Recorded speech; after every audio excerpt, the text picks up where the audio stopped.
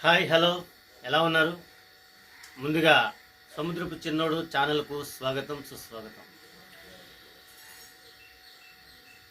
దేశ రాజకీయాల్లో చంద్రబాబు, రాష్ట్ర రాజకీయాల్లో కళ్యాణ్ బాబు. దేశ రాజకీయాలన్నీ ఇప్పుడు చంద్రబాబు వైపే చూస్తున్నాయి. ఎందుకంటే ఆయన అంత ఘన విజయం సాధించారు. సో క్యాబినెట్ నరేంద్ర మోడీ గారు, చంద్రబాబు, అటు పవన్ కళ్యాణ్ ముగ్గురు కూడా ఒక పెద్ద ప్రపంచనాన్ని సృష్టించారు.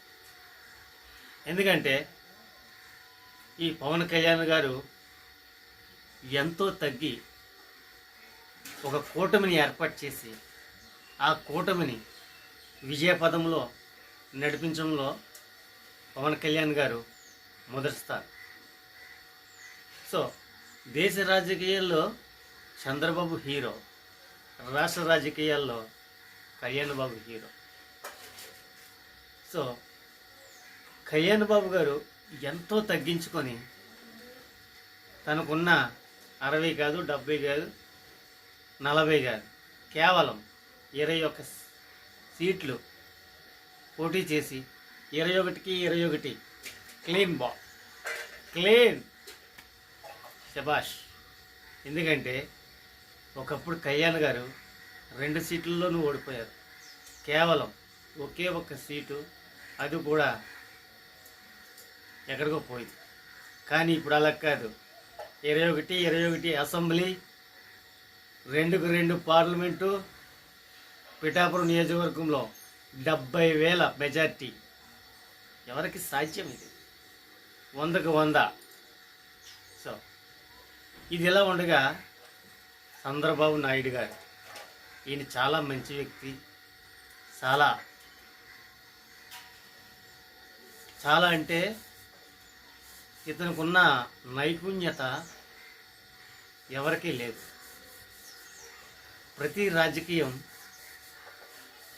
చాలా ఎక్సలెంట్గా చేస్తారు. ఎందుకంటే ఆయన ఎక్కువ అనుభవజ్ఞులు.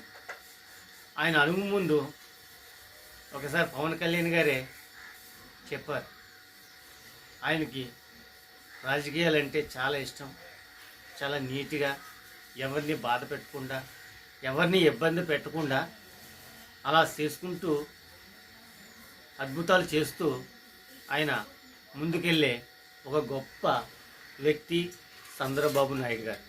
సో అలాగే పవన్ కళ్యాణ్ గారు, ఈయన కూడా చాలా మంచి వ్యక్తి. ఇతనుకున్న ఓర్పు, 17 సంవత్సరాల ఓర్పు. 2019లో, 2004లో ప్రజారాజ్యం, ఇప్పుడు 2024 one of the hero Pawan Kalyan. So అలాంటి పవన్ కళ్యాణ్ గారు ఈవేళ రాష్ట్ర రాజకీయాల్లోనే మొదటి స్థానంలో నిలబడ్డారంటే అది ఏపీ ప్రజలే దీనికి కారణం.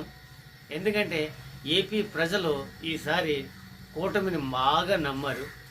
సో నమ్మినంత విజయాన్ని ఈ కూటమి ప్రభుత్వానికి ఇచ్చింది.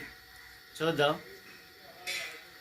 మోడీజీ గారు చంద్రబాబు నాయుడు గారిని ఎలా చూసుకుంటారో, సో చంద్రబాబు నాయుడు గారు పవన్ కళ్యాణ్ గారిని ఎలా చూసుకుంటారో, సో ఈ ముగ్గురు కలిపి రాష్ట్ర ప్రజల్ని ఎలా కాపాడతారో మనం వేచి చూడాలి. ఓకేనా ఫ్రెండ్స్?